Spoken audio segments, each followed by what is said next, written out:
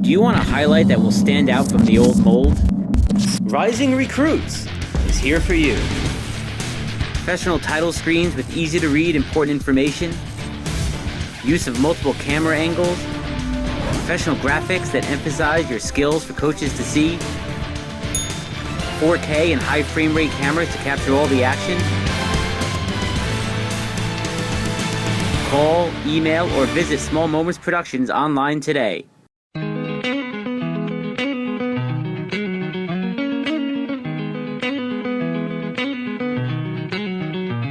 are Talkin Baseball, NorthJerseySports.com's original multimedia series, talking all things baseball across North Jersey.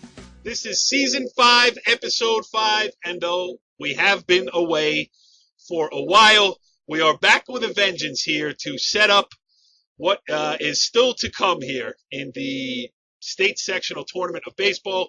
We are also going to go back and wrap up the Bergen County tournament real quick. I am Corey Doviak, being joined by only one illustrious North Jersey baseball insider, Mike O'Donnell. What is going on, OD? Well, we let's talk about the states. It's great to see Rutherford moving along. It's also great to see Ridgewood moving along, and, of course, Pascack Valley. I think those are great storylines. We also see that Don Bosco beating Bergen, they're moving along. So it seems that in the course of the season, the people that we felt, were going to come along have, and it's good to see that they're extending their season and going towards state championships. And that's a really good thing for our county. And it's really good for those programs and those great coaches. Yes. The county tournament.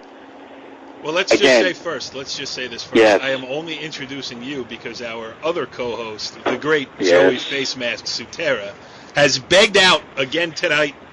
We're going to have to come up with a new nickname for him. We'll call him, I don't know, Joey Centerfield Fence. He's behind the centerfield fence watching his son play Little League Baseball instead of joining us tonight. What do you think of that, OD? Well, since it's only 3 blocks from my house, I can't blame Joe. But then again, this is the same guy who was running through town late at night during one of our baseball episodes early in the season looking for a plumber. So Joe's had a very unique spring/summer experience here at Talking Baseball. Yeah, no doubt about it. He's in, he's out, he wants to do the show, he can't do the show, he loves the show, he didn't listen to the show. Joey Facemask all over the place. All right, so you did mention the teams that we have left. We have in North 1, Group 1, we have Emerson, and they will play a score I can't find. They will play the winner of North Warren against Park Ridge. I don't know who won that game. In North 1, Group 2, I know that. We'll just run them down. In North 1, Group 2, Go. We have your beloved Pascack Hills Cowboys, who you were on from Episode 1 of Talking Baseball this year, talking them up, and they have proven you to be correct as they are in the North 1 Group 2 state sectional final for the second straight year with the dreaded trip up to High Point. In North 1 Group 3, we have Pascack Valley, the top seed. They've just taken care of business pretty much all year long, with the one hiccup being in the quarterfinals of the Bergen County Tournament. They will host Morris Hills on Friday in that sectional final. And then Ridgewood, also the Road Warriors, beating Mount Olive in the semifinals to get to the North 1 Group 4 final, where they will play at Randolph on Friday. The other local team we have is Rutherford, the number 3 seed in North 2 Group 2. They will host Whippany Park. We won't have to talk about that too much at the beginning of the show because the Bulldogs head coach Carmen Spina will join us for an extended stay on this edition of Talkin' Baseball. But, OD, I want to start with the recently wrapped up Bergen County Baseball Tournament. Took place semifinal round on Saturday, final on Sunday. A parochial fest. 3 of the 4 teams in the semifinals were parochial schools. Wound up going down to Bergen Catholic versus rival Don Bosco in the final. Entertaining game. 5-4 Bergen Catholic after 2 straight losses in the Bergen County final. In year 3, they turned that around, got the win. You were there. Your impressions, sir? Well, again, when you have these Catholic schools that are really regional schools and they have enough athletes to throw at each other, it really comes down to the last at bat to the last pitch, and that's what we've seen in the finals. I really can't have enough really love, if that's the right word, for Brendan Flanagan. I picked that team early in the season. I always tell people He always seems to have his team's tournament ready, and he certainly did coming into the Bergen County Tournament. Those kids, again, had another magnificent run, and you got to tip your cap to them. And they just, it was just one of those things where you look at it and go, okay, they did what they had to do. And St. Joe's, I really thought once Ortiz went down, you can't lose that type of a pitcher in this, as I call, pitch count era, right? and think that you're going to replace that great of a star. Yep. So, I give St. Joe's a lot of credit that they got there that as far as they did without Devin Ortiz. So overall, I thought the public schools, I thought one of them would crack into the finals. That didn't happen.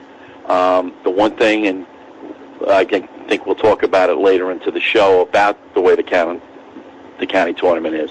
We're going to talk a lot about that because, again, we'll peel back the curtain. We have a long discussion with Carmen Spina about the way we think that the Bergen County tournament can be tweaked and just improved from a fairness standpoint, and B, from a entertainment standpoint. I mean, I want to see some other teams get. And that's the thing, because I call it the 1960s UCLA syndrome. Right. It's UCLA. Here they come. They're going to win. That's right. Lou Alcindor, and that was a dunk on your head. Yeah, that's it. And let's go home. Yep. I think the county fans want to see something different.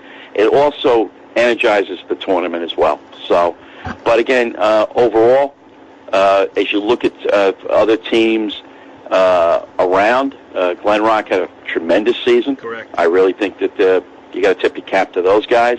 Another good year for them. George up at Indian Hills, they had a couple of tough losses, but as usual, George Hill did a great job holding them together. Tim Byron, having 500 wins, another solid season by him. And as you look around the county, the people that you sort of knew that were going to have good seasons, they did. And it was nice to see some other teams really come out. Like, I picked Rutherford, and you got to tip your cap. Coach Spina has done a great job. That freshman lefty they have, I saw him last summer. I kept telling people, you got to watch this kid, and he's really proven me somewhat right for once in my life. I'm right about something. That he was able to really move that program ahead, which is a baseball tradition-rich program in Rutherford. And as we look around now, it's good to see Kurt Holman's team is starting to drive toward it. Now, he beat a good Mount Olive program. Coach McDermott up there runs a great team. So it seems to me Kurt's got his team rolling in the right direction. Corey, you're right about Valley. George has, quote, righted the ship, and I think they're going to go deep as well. Yep. And, again, as we look at the I'm missing somebody here in the States. Pascal Hills, your boys. Hills. Yes, that's right. High Point beat, I was at the Dumont at Ragovich, and I'm going to say this to people. High Point is a very dangerous team. They can swing bats. I think if Hills can keep their defense together, I've heard defensively, I was talking to Coach O'Brien on the phone, they're very sound and ready to go. If they can keep that defense together, they can win. So it's good that Coach Kirkby and the Cowboys are moving ahead. So the teams that we sort of picked in the dark horse have, Rutherford, okay, I could tip my cap on that one. And the boys at Pascack Hills I thought would be very good, and they've turned out that moving along a real solid season as well. It was nice that some of the teams I picked, one of the teams I didn't pick, and I wish they were healthy, was Kreskill. Donnie Merritt's is one of my favorite people. He does a great job. And, overall it was an interesting season, and I'm going to tip my cap to all the coaches. This was a very difficult spring. The rain was just relentless, to say the least. But you tip your cap to the guys. They were able to get their games in.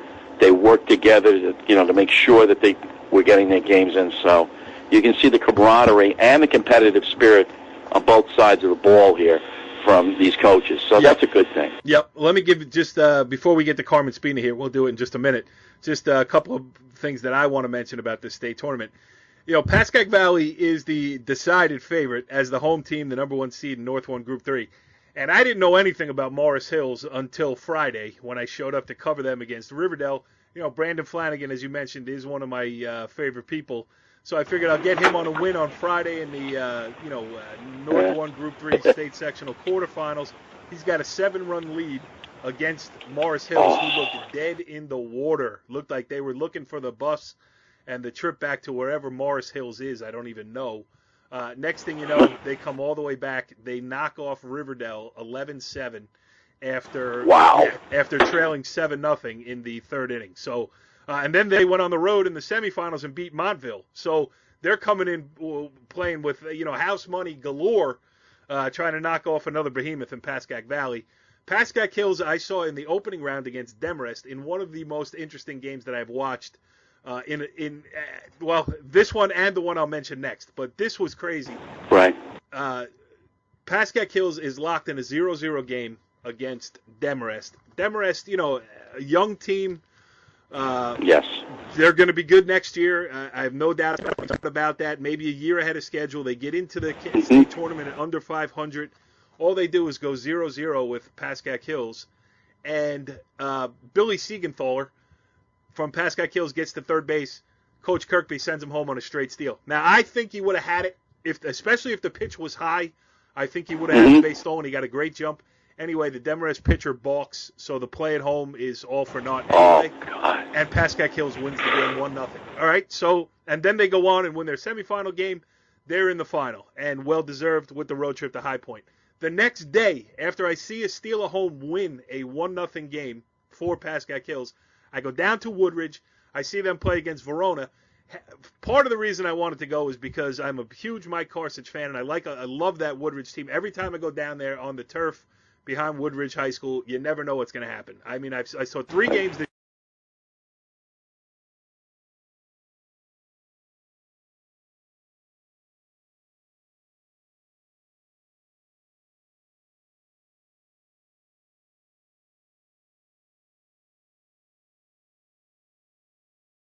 Yes.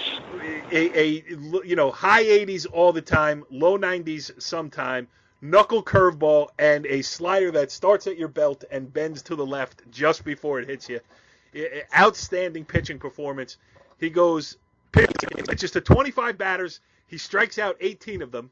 He has a 1-0 lead in the 6th inning, and he strikes out 4 batters. OD strikes out 4 batters in the 6th inning, and in that same frame, he gives up the tying run. Because Shion Tanaka, Woodridge's number 3 hitter, who had one of their only 2 hits off him and the only real clean single off of Kiernan during the game, strikes out at a pitch in the dirt. It gets by. He gets on first to lead off, steals second, steals third, while Kiernan strikes out the next 2 hitters.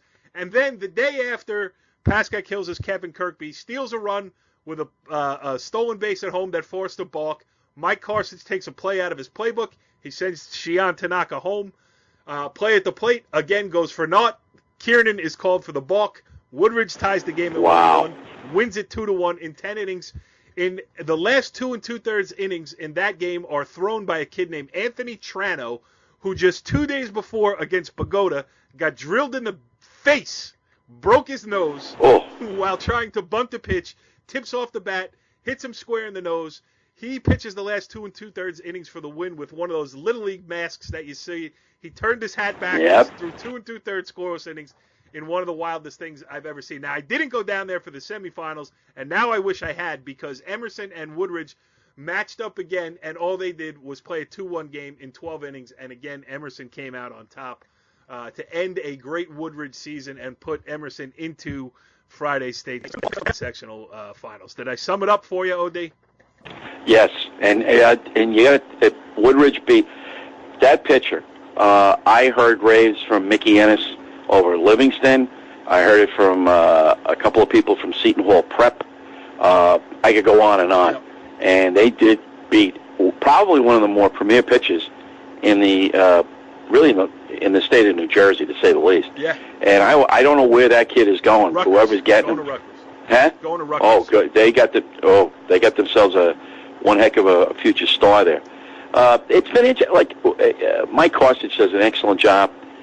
His kids play very sound defense, and they don't make. You really got to play your best against them, because they don't make a lot of mental mistakes, and they're very aggressive about the way they play baseball at Woodridge. Yes, so, it's yeah. And with a legit first-team all-county player in Nick Pronti, who's one of the best small school players in Bergen County, offensively and defensively, and on the mound. And it was only because of his work that they even stayed close enough to Verona to be able to get a stolen base and a 10th inning bases-loaded walk to win it. So, but I will say that Kiernan, the kid you're talking about from Verona, has the best slider I've seen in high school baseball since Rutherford's Vin Mazzaro. Now, that's the segue, OD, because when we talk Rutherford, we got to talk to the man who now heads the program, joining us right now on the Complete Performance Baseball Academy hotline is none other than the Rutherford High School head baseball coach. He is Carmen Spina. Coach, thanks for joining us here on Talkin Baseball. Great to be here, Corey. Well, it's a pleasure to have you. The number 3 seeded Rutherford Bulldogs going to host the North 2 Group 2 state sectional final against Whippany Park here. Before we get too deep into this, we're going to talk about your guys. We're going to talk about the run that it's been. But, when you started this season, when you looked at it, did you say that this was the kind of team that had a chance to, and fill us in too, when was the last time that Rutherford won a sectional title? I know it's been a while. So did you think that this would be a team to have a chance to do it? The last time Rutherford won a state title was 2005. And Going into the season, last year, we had just a bloodbath of a game with Parsippany, a back-and-forth game, and we wound up losing 3-2 in the state semifinals to them. And Parsippany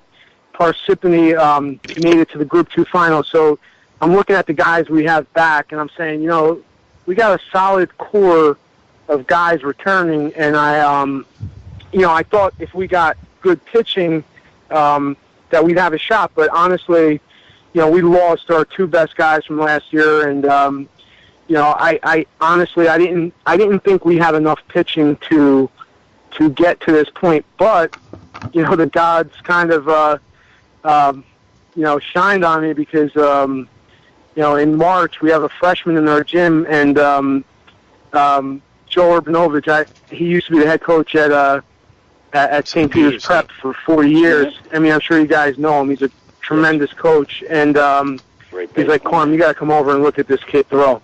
And I'm like, excuse me? He's like, look at this kid throw. And he's a little lefty, and the kid is just, he looks lights out in the gym. And I'm saying, yeah, that's great, because everybody looks great in the gym. And then, you put him out in the field, and, the ball's flying off the bat, and you're saying, where'd that kid from the gym go? But this kid Jacob Gomez, we put him out first scrimmage against Woodridge, who had a really solid core of kids coming back, and he had 5 or 6 strikeouts. And I'm like, this kid's pretty good. And Mike Carson's like, where'd you get this kid? Where'd you? And I was like, we just got him. He's a freshman, and that has continued through the year. So basically, this kid has kind of been the X factor in our season because, we've kind of now, we have enough pitching to get by, the lesser opponents. And then when we're facing big games, we run him out there, and, he's been 7-1 for us this year. And his only loss, the kid took a no-hitter into the 6th inning against Indian Hills, and we kicked the ball around, and we just kind of blew the game for him. But the kid is something special, and I was telling the guys, that I'm really close with in the county. Like, this kid, he's going to do some great things before his high school career ends. OD, that's an old-fashioned story of a freshman walking into a hometown high school program and changing things around. I know. Coach, I picked you as one of my surprise teams, but I knew about this kid because I saw him last summer. And, he follows that tradition of Rutherford's great pitching, the Rob Waltons, the Vinny Mazzaros, the Pat Basillos, the Bill Brooks. I could go on.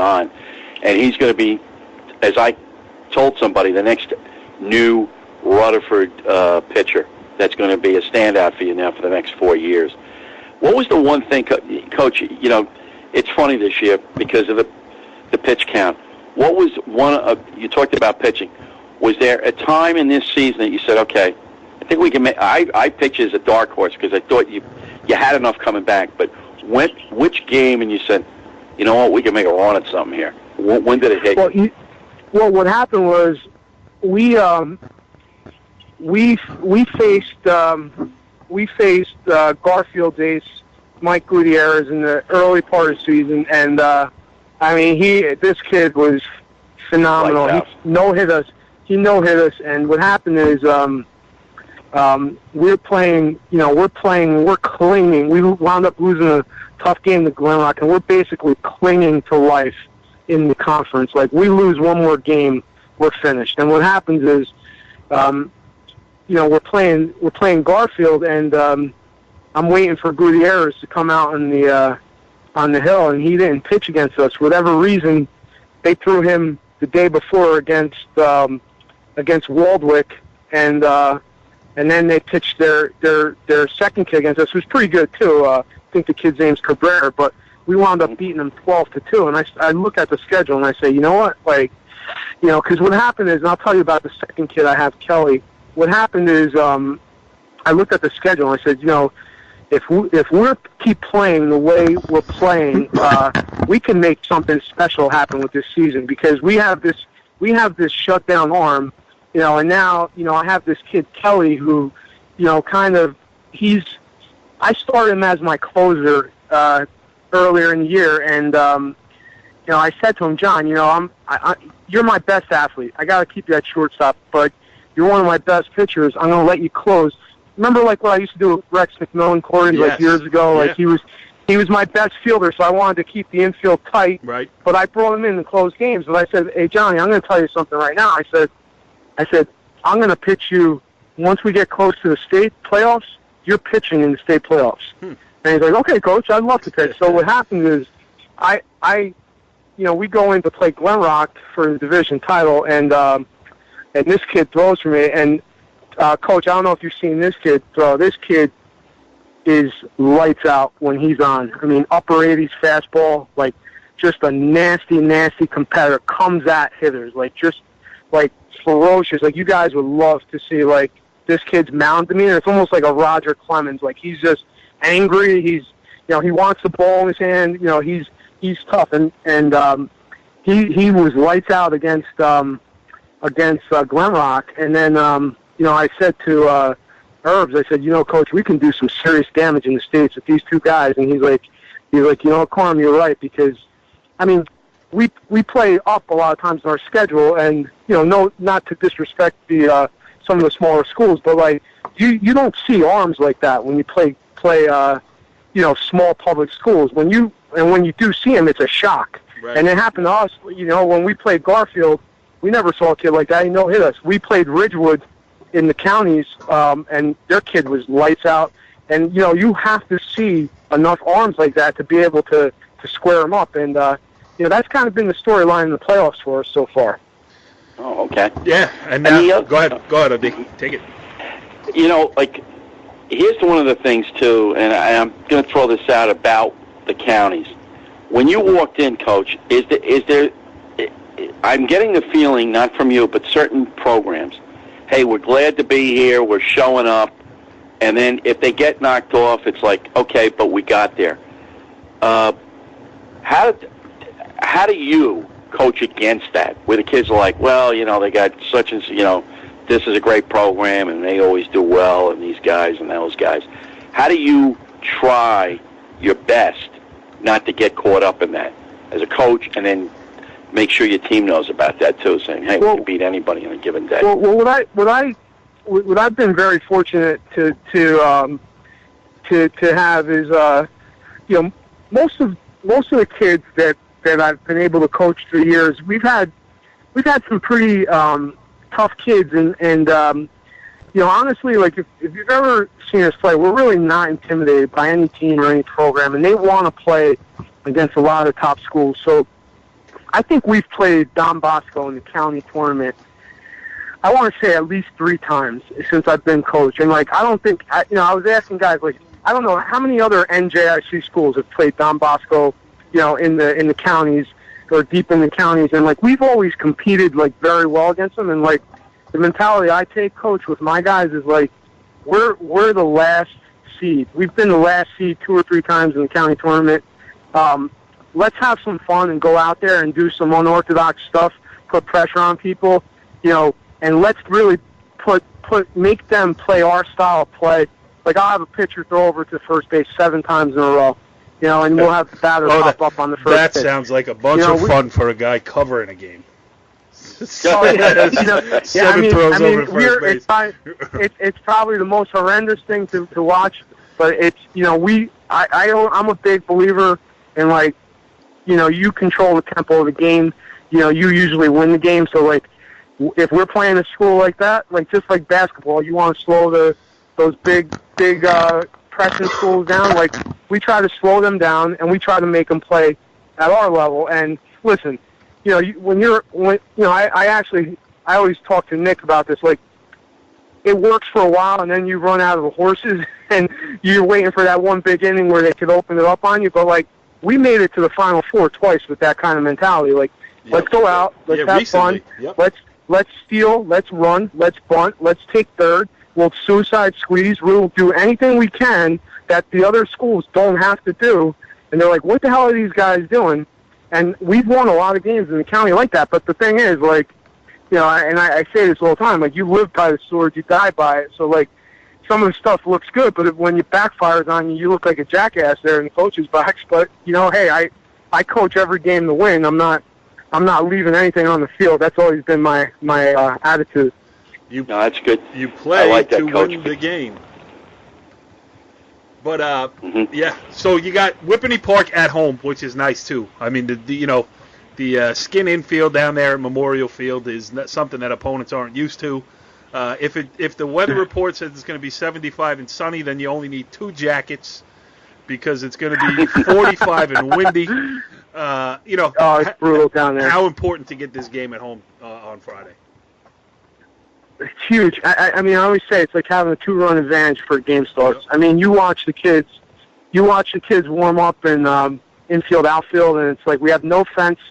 If you have a below average left fielder and you hit a ball in the gap, it could easily turn to a home run or extra bases. I mean, there's no, on that field, it's you better be not afraid to get hit in the face with the ball because it's going to take some wicked hops. And I mean, there's rumors that they're going to renovate it for next season. So hopefully we can squeeze the title out before they put grass on the infield. But I don't know. I mean, we'll see what happens. But I love playing home. Rutherford's such a baseball town.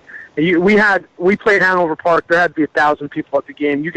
I got little league kids coming up to me during the game. Hey, coach, it's like I know almost every single kid in town that plays baseball, and we get a lot of community support. We get a lot of alumni coming out. It's just an awesome feeling when you're walking out into that coach's box and you see the tradition that's been there way before you got there, and hopefully you keep it going, and it's going to be awesome. I'm so excited for it. Yeah, well, I'm coming down to cover it. I mean, I know I haven't seen you this year. It's been a crazy year for NorthJerseySports.com, but I'm going to change that on Friday. I'm looking forward to getting down there, too, because, Rutherford was one of the first – I mean, the summer that we started the website in '99 was the year of the Rutherford Redlegs with Jimmy Wadika, Jack and Max Herman all on the same pitching staff, if you can imagine that in an American League game. But it has been a baseball town over the years, even going back to when I played in high school with Bobby Jones. So against Bobby Jones, of course, I didn't fare all that well against him, but I do remember Rutherford being good at that time.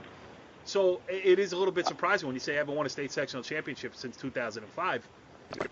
I'm sure you're looking forward to trying to get that monkey off the back, and because the town will celebrate.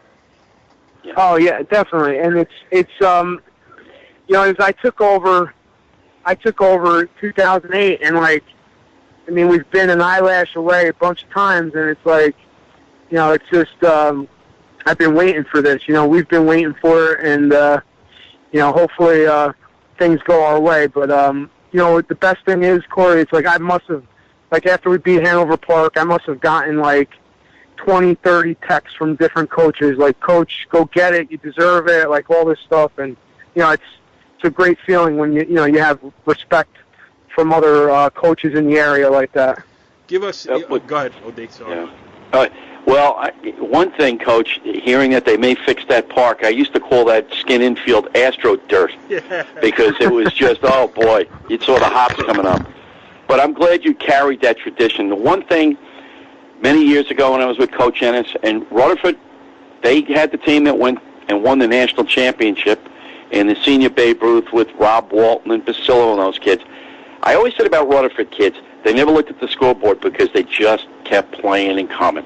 I always told the guy, until you get the last out, you get off the field and get on the bus, those kids just keep coming.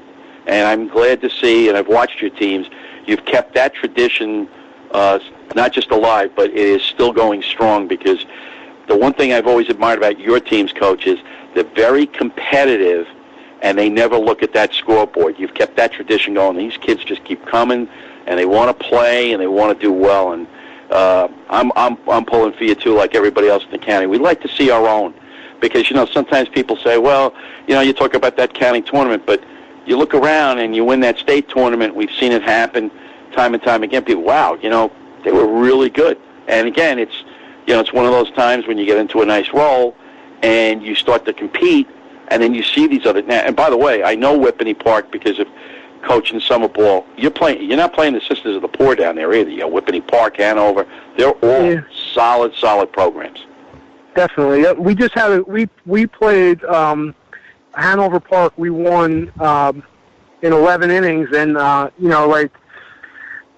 every baseball game I've coached over years kind of takes on its own script, and I've seen every single thing, kind of happen in games over the years. And when we played them, the game kind of eerily reminded me of when we played Bernards in 2012, and we wound up losing in 13 innings. What happened was we were up 5-2 in the seventh inning. Kelly's pitching. He hit that pitch mark. I had to take him out. We thought it was a strike three. The umpire, it was a full count. It would have been the last out of the game. What happens is winds up being a walk on a borderline pitch, first and second. I have to bring a reliever in. Same thing, borderline pitch, 3-2 count. Now it's bases loaded, and single and an error, and it's a tie game. And now we're in the 10th inning, and it's just, this game was like the Arturo Gotti fight. Mickey Ward. Yep. It was just two teams just slugging it out between us and Hanover. And Hanover, as a kid, he's playing in the state All-Star game. Donato Casolera, what a stud athlete. And we were playing back and forth, and we wound up winning in the 11th. And I just felt that relief of getting past that final hurdle to this final game. And it's just I'm so looking forward to playing these guys on Friday, because it's just, I've been waiting so long to get here. I really want to enjoy the moment and take advantage of the moment. We're not going to, we've kept you on here long enough, so we're not going to get into the pitch count. But OD, you just heard that story. 3-2 pitch. He thinks he has him strike out, game over. Not only doesn't he have him strike out, game over, but he has to take his pitcher out because he's not allowed to throw one more pitch in the game. It's so stupid. I hate it. But you're right. And one of the things, Coach, you'll find it does. And Coach, you'll love this in New York. They had 73. Count this: 73 forfeits because of that pitch count in the state of New York. I was talking to a friend of mine who was on Rick Wolf's show. I was telling Corey, and he's a great pitching guy. Bill Stein, and he goes, "Oh, D, this is getting out of hand." He goes, "How's it in Jersey?" I said, "Believe it or not, they've managed. There's been one game that you guys probably knew about, Butler, with the kid went in, and they had to forfeit that." There have been more. That was the one that was publicized, but there have been more than that. It's been 5 or 8. Yeah. Go ahead, what it is? There's a tricky. I got it all plain so on my own. The way the rule is worded. You cannot throw more than 50 pitches in 2 days. Right. And what happens is some guys, I've never done this with pitchers, but some guy, they'll be like, oh, I want this kid to throw 10 pitches, and then they start him the next day, and throw 85. That's a forfeit. Like, you cannot have the kid throw back-to-back. Right. And a lot of guys kind of misread the rule that way when it was done. But here, my thing is this. In April, right, my starters, I'm capping them at 75 pitches. I mean, this is what I do. I don't know what other guys do. I cap my guys at 75 pitches, first week of April. If they hit that, I take them out. Second, third, fourth week, we build up to 85, 95, 105. And now here's the thing. How do you have the same limit in March, April, early April, that you're going to have in June? So, like, you have a horse, right? You have a kid that can, I mean, listen, I don't ever want to see a kid get hurt or have surgery, but if you have a responsible coach and the kid has good mechanics, you know, I don't think if you throw 120 or 110, I mean, I don't see it being a significant, I don't know where's the scientific data that 10 more pitches is going to blow a kid's arm out. You know, like, Carm, that's what I've been saying all year. Please show us the science. Yep. You know, it's all. I mean, if you could tell me that a kid is not going to get hurt throwing 111 pitches, or will get hurt at 111 and won't get hurt at 110, I'll buy it. I'm in. You know, but see, you know what the problem is? The problem is that what happens is kids, and I see this happening especially with my younger programs. Kids will go in high school and see, like, I don't know what other high schools do, but during my season, I do not allow kids to play travel ball for other programs. Right. So if they want to play travel, they can start playing after our season's over. That's fine. Yep. But what happens is you have a freshman in high school, he'll throw 70 pitches, you know, and then, you know, he's going to throw 50 on Friday with a travel program, and then he's going to come back and go 75 again on Monday, and there's no regulation of that. And, like, the kid's parents are paying money to have this kid on the team, so they want to see the kid pitch, you know. So I mean, that's where the problem lies, is that there's no, like, a high school coach, you can control what a kid does for you, but you can't control, like, when he goes to an outside program where he has a pitching coach that he's paying $150 a week to, and the guy's making him throw 90-pitch bullpens. Yep. You know, I mean, that's what's killing kids, and the level of competitiveness is like it's crazy. I'm coaching my daughter's 10-year-old softball team. I got parents coming up to me about playing time, and they're like, "What the hell do you know about softball?" I was like, "I really don't know much about softball, but I'll be honest, I've been a head coach for 10 years. I think I know a little bit about, you know, managing a team." Yep. No, it's crazy. Go ahead. No, and you bring up, and Coach, you bring up one thing. Coach Byron talked about it on a previous show. In the summer, and Corey's heard me say this, until AAU baseball and the Amateur American Baseball Congress start putting limits on these kids in the summer, I don't understand for the life of me why the high school coaches are paying for the sins of these summer programs. Now, I coach a summer program, but what we do for our college-bound teams, Coach Byron's great, and I know Jimmy Waddicker, there's a lot of great guys out there, Stevie Hayward. Yep. We all call the college coach, what do you want us to do? Hey, Coach, how about this? He needs to pitch. Can he just pitch about 30, 35 innings, X amount of pitches? Got it. Like we had the kid Fian from Ramsey, right? Thanks, Tommy. Great job. See you next year. Good luck in college. Boom, you're gone. Next kid. Okay, how are we? Good? You done?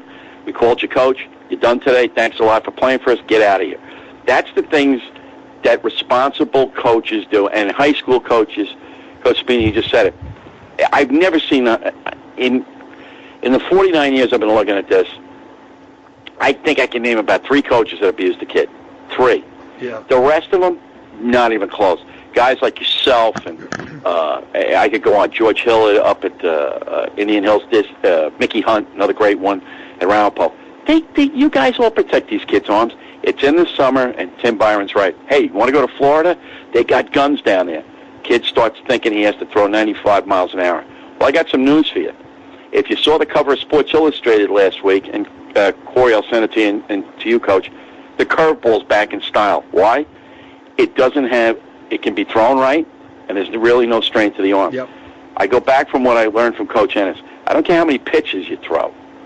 It's what you throw in those pitches. Exactly. That's the biggest thing. Yeah, Carmen, hey, listen, I could do this all night with you, Carmen. Maybe we should just do a continuation of this, because the conversation was great. Happy for your team that you got there. I'm happy that you extended your season long enough so that I can make it to a game. I am coming on Friday. The other weird thing is, awesome. Since you went to North 2 Group 2, I mean, I'm looking at your road to the playoffs here and the teams you're playing. I never even heard of Hanover Park, Hackettstown, and Parsippany. But now you got the home game on the Skin Infield. I will be there. I want my spot. Awesome. I want my spot back in that little hole in the fence there on the first base side. You got it. And but listen. Yep. If you guys, you got to shut me up because I'll just talk baseball all night with Coach. So, Yeah, no. so I mean, I'll be on the show anytime. But I love coaching the game, and I'm glad that you guys have me on the show tonight. And I'll definitely love to talk about the county 20 stuff in another show or whatever. Yeah. But well, summertime. It's definitely summertime. We're going to launch a new series here on NorthJerseySports.com, and we're going to tape it on the back patio of my house. I'm going to invite coaches over, and we're going to sit around. Awesome. They're going to look like adult beverages, but they'll just be props. And we're going to have conversations, and we're going to run them. So maybe pitch counts. OD, you're invited. Carm, you're invited. And until, after Friday, just ask you one favor when I come down there on Friday. Just don't let Nicky DeBarry around me, because the guy starts talking, and I don't get any work done. Nick is upset because he tried to vie to be the official pitch counter, speaking of pitch counts, and I think he didn't get the position. So he's a little upset about that. Yeah, well, you got to be able to count to 110, and that's disqualifies him from the job. Yeah, he doesn't know how to work the clicker. Carmen Spina, head coach of the Rutherford Bulldogs, thanks for joining us here on Talkin Baseball, and good luck on Friday. Hey, go get him, Coach. Great to be here. Thank you. You know what? We just said goodbye to Carmen Spina, and then we had a change of heart here. Because our other co-host, Joey Facemask Sutera, decided that watching a Little League game from behind the center field fence is more important than filling out his duties here on Talkin Baseball, we're going to hold Carmen Spina over here. We're going to ask him to take off his hometown Rutherford cap and put on his cap of overall North Jersey baseball coach, because we were going to talk about some tweaks that we'd like to see done in the Bergen County Tournament in the final segment of the show. Anyway, so we'll keep Carm for that segment. OD, let's continue now. We have Carm is our official co-host now. Why don't you start the conversation on this Bergen County Baseball Tournament here that we just witnessed this past weekend come to its conclusion? Well, if you've seen in the last, let's be honest, 15 years, we've seen 2004 Ultapan, 2010 Pascack Valley. And, of course, we have seen the Catholic schools. Now, here's my situation with that. Okay, your first three seeds are normally your Catholic schools. Could be a fourth. Now, they only have to play 4 state games versus the 6 for what Carmen and his great team down in Rutherford has to go through. Okay, so that already gives them 2 legs up. Basically, their season they roll into is like the last week before the counties. They also have that time off, where the public schools have 2 things. The states have started, and they're finishing up probably a lot of their league games to go for a league championship. So let's take this mathematically down. So I have to play a playing game that's 5 versus the top seeds, which are normally Catholic schools, don't have to do that. Okay, so that gives them 1 up. Now we go to the states. The public's got 6. The Catholics only have 4. Now we got 3, right? So can somebody tell me, in the great minds of education, who thought of this math equation? It doesn't make sense. So here's my thing. Go back to the 16 seeds. I'm sorry, but let's not start making this, hey, little Johnny, we really like you, so come on in and try to play. No, we're done with that. Go back to the solid 16 seed. But go a week ahead, playing up there. So the following. You have a week before. You have the game Saturday and Sunday.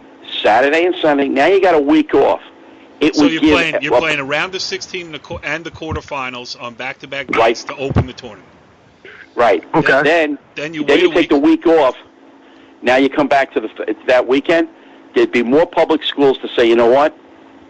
And I don't care who it is. We know that Rutherford wouldn't be one of those schools, but if somebody would say, you know what? My 1 could beat that Catholic school 1 now, because you know what? We can match up. In a one-off. We got enough rest. We got that. if that's not the only thing, this thing is going to be the Catholic School Invitational. And it has been, and let's call it for what it's worth. What they tried to do, I understood, but I'm going to use my old line here, and Corey knows I'm going to say it. The solution has become worse than the problem. And that's what's happened here with the tournament. I wish that the tournament people would listen to this and say, all right, OD, what would you do? Let's restructure this and allow the teams that deserve to be there. I'm sorry, but a 9-7 team, should they be in the? I don't think so. Yeah, and here's the way you would do it is the first weekend would be round of 16 and quarterfinals. The next weekend would be semifinals, and then the final weekend would be finals. So you could line up. Got it. Because if you look, and Carmen, I want to get to you because you're a current head coach going through this and have made deep runs in the tournament. But if you look, here's the thing: Riverdale this past weekend, having a great season. Oh. The only team the only public school team in each of the last 2 seasons to get themselves into the Bergen County Final Four. They had a state game on Friday.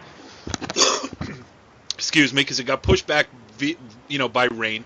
They lose a heartbreaker to Morris Hills on the Friday, and then they got to go play the Saturday. They couldn't use their one against Morris Hills because they saved them for the semifinals against Don Bosco. They lose that game, and a great season is over in the span of 18 hours. So, and if they had gotten to Sunday, they would have used their 2 and their 1, and what would they have had left? And then, even if they, and if they had to continue in the States too. So it just fouls everything up as far as public school goes. But I'm sorry, Carm, we kept you on here for a reason. Let's hear your thoughts. No, there's Corey. I feel for Brandon because the same thing. It happened to us in 2013. Like, we had a deep run into the Final Four, and we lost a heartbreaker to West Essex in the States, and then we wind up losing to Bosco in the season that is like full throttle, is over in the blink of an eye, and it's really tough with the tournament because I was up there. I took my kids up there. I saw you up there. I watched Bergen and Bosco play, and it's just like the firepower that those guys have. I mean, I'm looking in the dugouts of both of those teams, and kids. They got it's like a minor league club. I mean, you got there's bullpen guys. They have 5 coaches. Like, on a good day, you cover my team. I'm on the bench with a stat boy and 12 kids. Yeah. I don't even have an assistant coach. You got a 14-year-old coach in first base. Yeah, shivering over there. So listen, I mean, honestly, like, I would throw my number 1 against them and go after them and try to beat them, but like, it's a tall task to beat those guys and knock them out of the tournament. And like, what I always say is, like, those guys work their tails off and they try to do what's right and they try to be equitable and fair when they're seeding it. And they've tried to come up with all these formulas and PowerPoints and things like that. And the thing that I would like to see with is, like, I watched what happened with football, and Rutherford was in the NJIC. They had a tournament where they kind of made a deep run football with an NJIC tournament. I would almost like to say go in the direction where, why don't you take the 1s and 2s, put them on one side of the bracket, let them play through a tournament. Maybe you do the parochials and bigger schools on the other side, and have a small school champ and a big school champ, make them play a double elimination final. I mean, I know it's kind of crazy, thinking a little bit out of the box, but like, I think you'd see a little bit more exciting, more competitive games in the tournament. But I mean, it's tough because the county's so huge and there's so many great programs. It's like no one wants to be excluded, but like, you look at Essex County or Passaic County, it's so much easier for those guys to run it because, number one, they got fewer teams, and the parochials really aren't as big an issue in those counties. So, I mean, I like that idea. I mean, that you kind of because Coach is right. I mean, the parochials don't have state games, so they can have all their guys lined up to go, and I mean, it's tough. It's really going to be tough for a public school unless they get a phenom kid go through to win the county tournament. Because you need more than one kid. Two. You need two. Yeah. You need three, but you can make a run at it with two. And because of the pitch count, Coach, you brought up a great point. Too. And now with the pitch count, that plays into this bigger because, Absolutely. and you're going to say, well, I got this kid. And what's bothering me about this is the following. Somebody said, well, Joe's won and Bosco and Bergen, OD. They are tri-state teams. Yeah. Let's not fool ourselves any longer here, okay? So you got kids from Rockland County as far as Orange County. And as I joked with one coach, you broke the 11th commandment. He goes, well, what's that, Coach? Thou shalt not recruit. And you guys have done that really well with the 10 Commandments, teaching these kids. But the only problem I have with that is that they're not breaking any rules by having. I mean, that's the way their enrollment is set up. They're allowed to have kids from different municipalities. As long as they're doing what they're supposed to do within the rules as they are currently set. My bigger issue is, again, I don't like to say this because I really do like the people involved with the parochial schools. Mark Cieslak is a mentor of mine. They're all great guys. I've known him since I was 12 years old. I mean, I love the guy. I'm going to see him at the Palisades Park Athletic Hall of Fame dinner, and we're going to exchange stories and a hug and everything else. I respect Mike Rooney. I respect Bob Mugeo. I do, but they're great guys. Don't get me wrong. I got to be honest. As a guy who's covered the tournament since 1999, it's boring. The semifinals are boring. The final is boring. It's not that because the story of Bosco Bergen and Bosco Joes and Bergen Joes has been written by me and by others employed at NorthJerseySports.com and other local news media outlets 500 times in the last 20 years. Yep. So we got to do something. And I think my way of doing it is the first of the balancing act. And I hope the committee and Coach Spina look, these PowerPoints and everything else, I've seen the particular chart. It's not a weighted factor, so please throw the damn thing out. Now, I would like to see one other thing done, and I think the Bergen County Basketball Tournament does an excellent job. Well, the BIT put pressure on them. The BIT is a secondary tournament, so they didn't want to see their bigger profile public schools drop into the BIT tournament, so they started taking them. Yeah, and what I like is the following. You have the people that are there that have no Leon Steinberg, Mickey Corcoran, John Connolly, so on and so forth. Years before, I said Mickey, I meant to say Rookie. Sorry, Rook. But your father and the late, great Eddie Strohmeyer. So those people went around and saw all the teams. I'd like to see that with the Bergen County Baseball Tournament. And I think it would be a very fair and balanced. And I'm not saying that the people that are there now have an agenda. No, I'd like to see it this way because that's the way it's been done. And that's and you know what? It's tradition. Time to change. Yeah. Sometimes it's time to change. But Carm, it's time to change. Yeah, because I look at a great team like Rutherford. All right, now you got 16 teams, and Rutherford is a 4. Let's be honest. They're a 15 seed. They play a 2. Yeah. Thanks. Who's not to say his 1 can't beat their 1? 15 and a 2. Let's go. Yeah. Who's not to say that the 16 seed could do the same thing? We were the last Group 1, and I'm proud to say this, being on that staff in 1981. And we beat Teaneck. Oh, Emerson? Well, they got Larry Ennis, but that's about it. Well, Jimmy LaRose put us on his back, and Tommy Sylvester and the rest of those boys, and we beat those guys 6-3. And I'm still proud to say that. I think Rutherford, Jimmy Wadaka and I talked about you guys, Coach, might be the last Group 2 school. 12-1. Yep, in 2000, they won the tournament. Yep. That's it. With Sam Freddie was the coach, if I remember. Right? Again, it was a freak occurrence because they had Wadaka and Egbert on that staff. Yeah. Yeah. But you know what the problem is, guys? A lot of the schools now, like, it's hard to keep.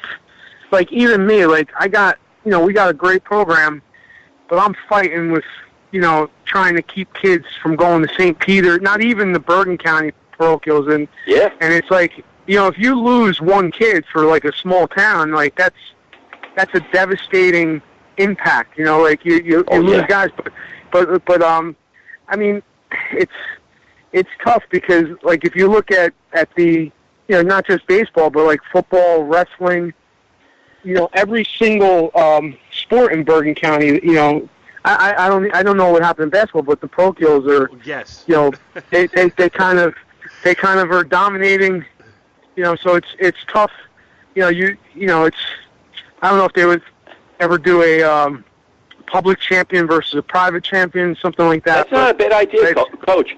Years ago, in the 60s, they used to do that for the Jamboree, if you look it up. They had it for Group 1, Group 2 on one side, and the other side, too. I agree with you, Coach. There's no bad ideas, but something needs to change. And I'm not going to mention the coach. There was a couple that I talked to. We knew we weren't going to do anything, but we wanted to come. That's the attitude you're taking to come into a Bergen County baseball tournament? Really? And that, don't tell me the kids don't pick up on that. Kids are pretty bright. They're going, oh, I guess this is just a blow-by. Hey, how you doing? Hey, we're here just to, wave to the crowds and get our asses beat up and go home. That's the thing. I mean, I am all for let's go play the tough. Carmen, listen, I love your approach. Listen, whoever is, I'm going to go after him. Blah, blah, blah. Problem is, you're not going to win that much. You know what I mean? And that's what happened to me in 2013. I mean, my best guy was available. I used him, but if I had saved him for the state game, we could have probably won that state. I mean, you hate to second guess yourself, but like, see, that's what kind of happens. You're kind of caught between a rock and a hard place because, if you like, Brandon went for a county, I mean. And if it backfires, or then you say, hey, I could have won the section that year. I mean, it's really tough. I mean, well, Dumont was the perfect example. Last year they saved Raglovich for the quarterfinals of the counties and lost. This year they didn't in the quarterfinals of the counties and they made it to the state semis. So Jake Canisi, he tried it both ways. How do you get a second guess the guy? Well, he had the same situation. He tried it both ways. It's funny because, and you can hear in Coach's voice, you want to compete. Yeah. See, the one thing is that I've always said this about baseball, is that when they had these playing games, I was totally against it. And the guy goes, why? I said, you're almost dampened. Why is it that a great Rutherford team or a great Woodridge team, why are they being penalized that some guy... That's 2 or 3 games over 500s? Really? OD. Ridgewood had to play a play-in game this year, and they had 2 losses. I know. we played Ridgewood in the play-in game. Yeah, right. And I mean, and I threw Kelly, who's my the second best guy that I have, and to tell you, I was very, very impressed by Ridgewood. They have a nice ball club. They should have never been in that game. Yeah. I mean, they had 2 losses at the cup. Well, you know what killed me? Yeah. Is this year what happened? Is we had? I mean, you guys know from covering the games, and we had a very, very, very wet spring, a lot of rain. Oh, brutal. And what happens is you guys. I mean, my field is by the Passaic River, and if it rains, it's like you might lose 2 days instead of 1 day, and like that's right. we lost a lot of games, and what happened to us is we were under the 18. We were under whatever. I think you needed 18. I think we were way under it, and what happened is like a lot of times you lose a game and then you want to make it up, and a lot of guys are like, oh, I can't do it that week. I got 4 games. I got 5 games. I can't do it. I got to push it to this day. And like I scheduled a doubleheader, that got rained out. I scheduled 2 games here, got rained out. And then, like we were the last seed in the tournament this year. We were the and we wound up playing Ridgewood. But I mean, it's when we get into tournaments, I always tell my kids like the seed. If you're in, it doesn't matter because you're going to have to beat anyone every way to win it. But like you said, if you have your league, the county, and the states going on, and you're Group 1 or 2, you got to choose which one you want to get if you're a coach, because you're not going to have enough guys to get all 3. And most of the guys, I know usually go for the league states, and they try to win those playing games, but then, like you said, those other quarterfinal games get a little tougher because you might not have the arms to compete with some of the bigger schools. And it's not. You put the playing teams in a really bad spot. But then, Coach, you just said it. I mean, when you look, this is 30 years. I was telling Corey, the Pascack Hills has been the only public school to win the league, states and counties. Now, back then, this is the other thing that I've been barking about with the states. They were always a week also later back, Coach. Yep. Why the state moved it up, I'm scratching my head because most schools don't close till the third week of June. Why are they trying to finish everything, as you know, by June 5th or 7th? I still don't get it. So that's another bone of contention. Yep. Yeah. I don't like the fact with the states that they went to this letting below 500 teams into the states. Right, creates and extra the rounds. PowerPoint. Yep. Yes. And I hate it for the fact is that I'll give you for example. When I was in high school, I played at Belleville High School. My team was 500, but we had a kid. When he pitched, he was 7-0. This kid was 7-0. If he's on the hill and you're throwing, you're not a 500 team. So right. What happens is you let these teams in, and they could have a horse, and I think you should be allowed in the states based on your whole season of work, not just what one guy does. And I hate that we have 16 teams in the thing. I hate it because, like you said, it's extra games.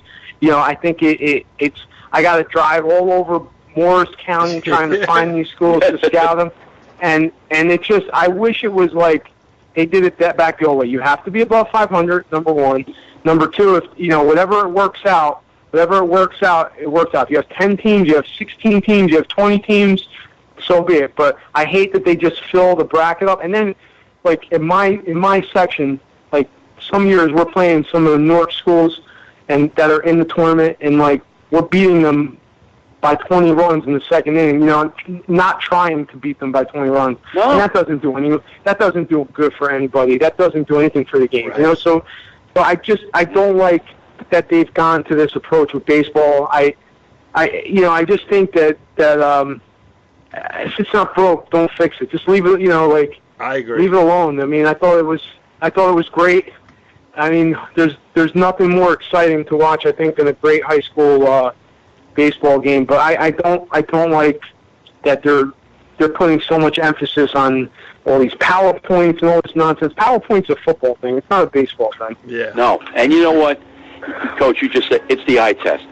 Like you look at, like for instance, Emerson. They won 8 out of the last 9 games they had. The only loss they had was Bosco. They beat Riverdale. And they played well against Bosco. They were up 2-0 on them early. That's right. Okay. And yeah, I have a soft spot because Joey Palumbi, one of my former players, is the assistant there, and of course I coached there.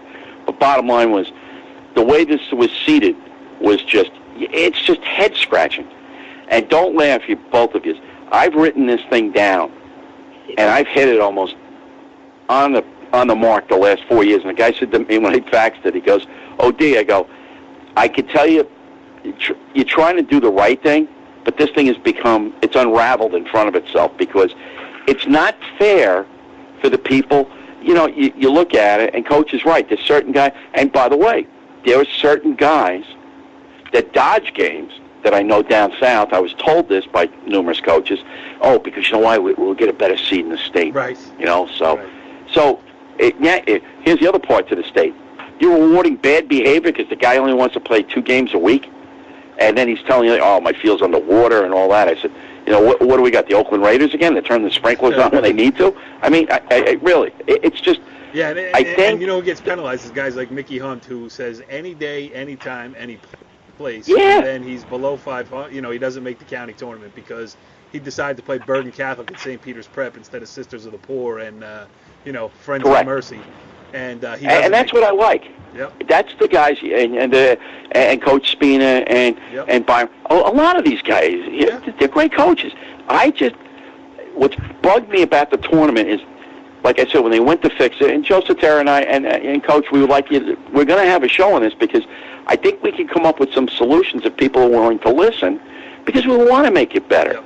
It's not just, look, I hate to say this. Go ahead. You do that. I'm going to show my age. I feel like we're back in the 60s. UCLA is going to win the national championship. You can write that in and go home. No, it's true. The other thing that we do have to say, though, and then we'll wrap this up because we're not going to solve it here tonight. And no. But the point that I do want to make clear is that I know the guys on the committee, and I know the guys on the committee love Bergen County High School baseball. So they're trying. They want to do things right. They want the tournament to succeed. I see them all weekend when I'm covering the semis and the finals. They're talking baseball. They're into it. Everybody loves it, and that's why we're talking about it.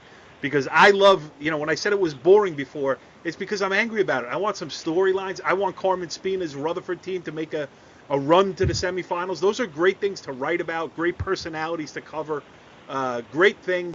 That's different. You can't keep writing Bosco Bergen all the time. I'm out of angles. I've written them all. Carm, and the only other thing that I would do in the state tournament to fix it is if you're in Bergen County, you're in North 1.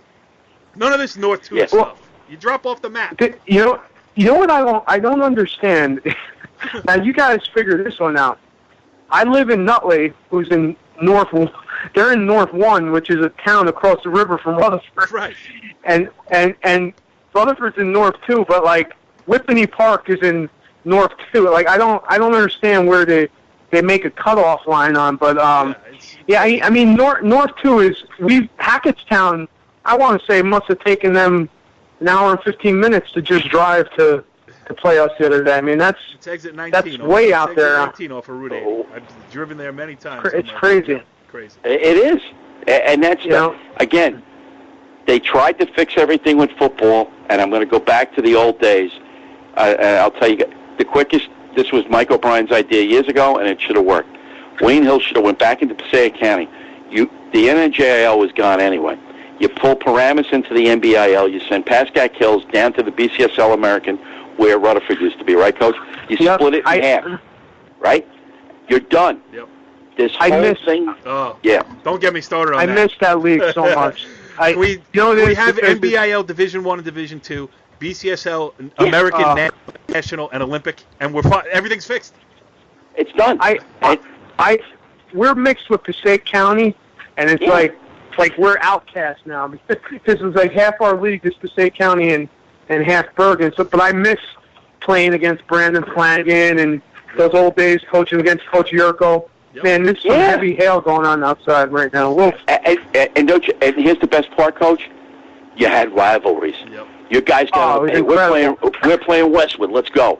Hey, we're playing Rutherford today, and we're Riverdale. Let's go. I love it. You know what Mike Tirico said it.